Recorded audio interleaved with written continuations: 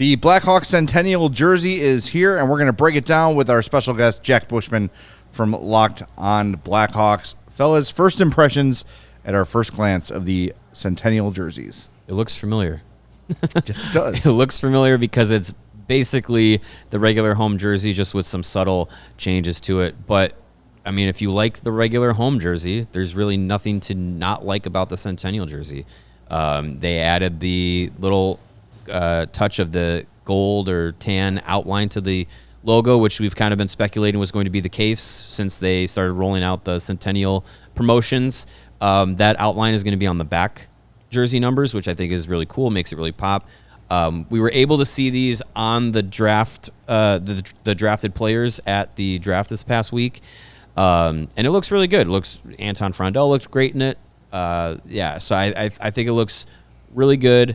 Little surprised they didn't actually take the opportunity to go a little bit bigger with any changes, but keeping it simple for the 100th season looks great to me. Yeah, it's clean. It's classic. I think the logo definitely pops. I really do like the numbers on the back as well. Showed great with all the prospects at the NHL draft, but it's nothing fancy, nothing to go and write home about, but I like it. Nothing to complain about either. Yeah, I'm sort of glad they kept it classic because you are celebrating the greatest jersey in the NHL.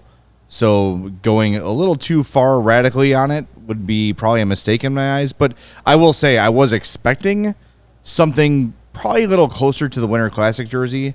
Hey, it kind of throws back to the old days when we've got the more modern logo on there and just kind of a mix of everything. But the only real throwback element on this are the ties. Yeah. Which serve no purpose. They serve no purpose at all. And the gold outline on the Warrior head, which I like. That's the era of the Blackhawks jersey I grew up with that had that gold outline. And I do kind of like the outline on the back numbers. Seeing it I wasn't sure because some of the renderings that we've seen of it looks a little intrusive. But when you see it on somebody, it's not quite as noticeable as it is in the zoomed in photos of it. So, I like it. I wonder if there's going to be anything else revealed as the season goes on. A couple people have reached out and said expect the black jerseys to be part of things maybe halfway through the season. So we'll see if that comes to fruition. I know people would love that. The Hawks Jamie Faulkner and Danny Wirtz have flat out told us that it is coming back eventually. It's just a matter of when. So far so good. I got to say, too, for all the concerns we had entering last season about how Fanatics would handle the NHL jerseys, I think it's been pretty much seamless. I haven't heard a single complaint about the NHL jerseys. Now, people still have their problems with Fanatics, sure, but the jerseys have been good. They look good. We've seen the new ones now because I know last year they were keeping the same. They basically were seamstress. Adidas jerseys. Yeah, it was almost the same thing. This year doesn't seem to be too far of a jump from what they had last year either. Yeah, no, I think so far so good with Fanatics. I think my expectations were low, honestly. So right. they've the numbers stay on and our name's spelled correctly. Yeah, they've cleared the bar mostly. I think it'll be interesting to see, and I don't know if this is even part of the plans, but I think it would be cool if they translated the outline on the logo to the road jerseys as well. I think that would look really cool. I don't know if the numbers would pop the same with it on the white background rather than the red. But I think that would be a cool touch to it, to the 100th season, is have it be the both home and away jerseys, especially with the away jerseys. Just everything pops so differently iconic. And better on the white jerseys than it does on the red. So it'd be interesting to see if they do that because I know Boston, when they had their Centennial, they had home and away Centennial jerseys. I don't know if that's in the case in the cards for the Hawks, but that would be really cool. I wonder if that would work because the road jerseys have black numbers with a red outline, so maybe the gold outline with red wouldn't look great. Yeah. But I don't know. I would like it too. I know some people also had issues with the Circa patch, but Circa paid a lot of money to be the jersey sponsor, and they're not going to say, well, except for this 100th year. You can buy. You'll be able to buy the jersey at the, as far as I understand, at the high price point, the authentic or whatever. without it. Like you get the jerseys at the Madhouse store at the UC without and the stuff. patch. You can get the Authentics without the patch on them. Now, if you want to get like the pro stitched, pro stock, this is exactly what the players wear, then yeah, it's going to come with the patch. That's as someone who used to collect jerseys, that if you're dropping a lot of money on it, you want the on ice product. And I know a lot of people don't love wearing the advertisement, but that just is how what it is, makes it yeah. an authentic jersey, is having Yeah. all those things on it. So, it is what it is. It is how sports are changing. Sponsorships and corporate money are a huge part of what keeps the businesses alive. And look, like things like this, it's what leads to the cap going up.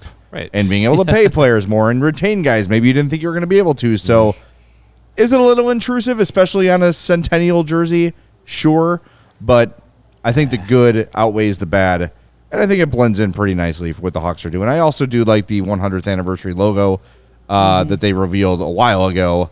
I just think you don't need to reinvent the wheel when you've already got a perfect jersey. Especially when, like you said, we're celebrating the 100-year anniversary of one of the greatest franchises in hockey history that has a classic logo in and alone of itself. I'm sure there would have been a lot of people super frustrated. I'm sure a lot of the old heads as well if they went to the full 9 and had a lot of trinkets going on. So while you said maybe we expected something more out of the jersey, I do also completely understand why they went that route. And as far as the patch goes, that helps Connor McDavid not get paid middle reliever money as the best player in the NHL any longer. And I think that's good for everybody. Yeah, there you go. Absolutely. Yeah, now he's like, closer money. Middle of the road closer money. Whose jersey you think is going to sell the most? I still think it's Bedard. Yeah. I think Bedard is still the big seller, but I think a lot of people maybe have already gotten Bedard jerseys. I would imagine that the next... We were told last year, wasn't Vlasic a big mover? Mm-hmm. Really? And I think now that Nazar has solidified himself, I think Nazar is going to become the second most popular jersey. I have a hot take. I think depends on when they release them. If they release them mid-season, it'll be different. But I think if you could calculate it per capita or whatever, I think black Nazar 91 jerseys are going to be the most sold. Okay. I think that's going to be like fans are going to, the people who like the black jerseys and get them, which is most fans, Mark Lazarus. I think they are going to love them. They're going to fly off the shelves. And I think to your point, a lot of people have Bedard jerseys.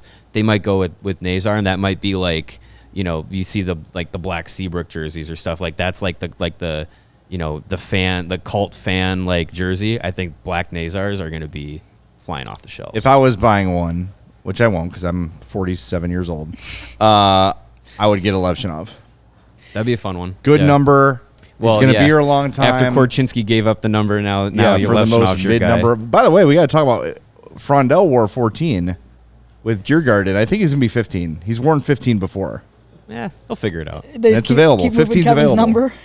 Yeah, give up Korchinski's number. Sorry, well, Kev. they'll trade him, of course. Yeah. Well, yeah, we traded him a million times already.